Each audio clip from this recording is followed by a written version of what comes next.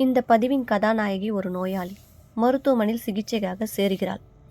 அவள் மனதில் அணுளவு கூட குணமடைவோம் என்ற நம்பிக்கை இல்லை. இதனால் மனமும் பாதிக்கப்பட்டுவிட உட்கொள்ளும் மருந்தினால் எவ்வித நன்மையும் ஏற்படவில்லை. ஆனால் அவளை பேணும் செவிலி பெண் மட்டும் நம்பிக்கையுடன் அவளை எப்போதும் ஊக்கப்படுத்தி கொண்டே இருக்கிறாள். அவளின் அறையில் வெளியில் ஒரு மரம் தனது இலைகளை உதிர்த்து கொண்டே வருகிறது. அந்த காட்சியை அவளை மிகவும் பாதித்தது.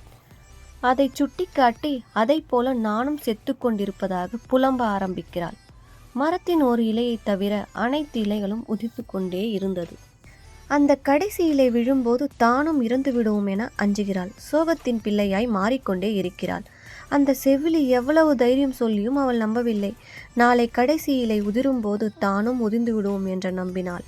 பொழுது விடிந்ததும் என்ன ஆச்சரியம், அந்த ஒற்றை இலை உதிரவில்லை. இதை கண்டதும் அவளுக்கு மகிழ்ச்சி பிறந்து விட்டது. நம்பிக்கை விதை முளைத்து விட்டது. அந்த ஒற்றை இலையைப் போல் தானும் வாழலாம் என எண்ண ஆரம்பித்து விட்டாள்.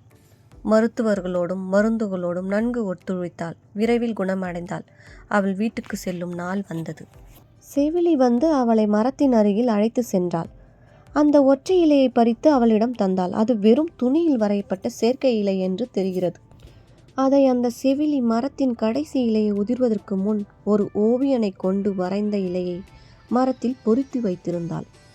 அது அவளது நம்பிக்கை வளர்க்கும் கருவியாக வெற்றி பெற்றது. பார்த்தீர்களா நம்பிக்கை என்ன செய்கிறது என்று?